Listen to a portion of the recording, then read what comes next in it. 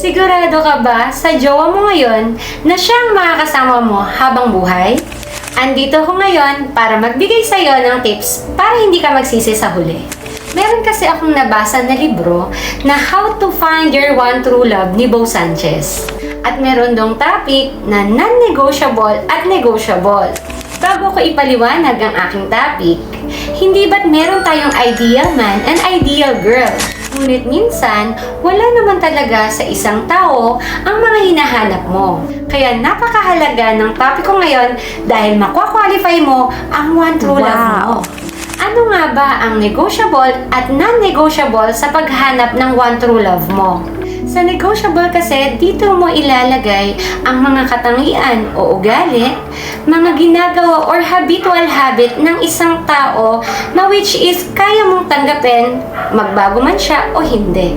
Ang non-negotiable naman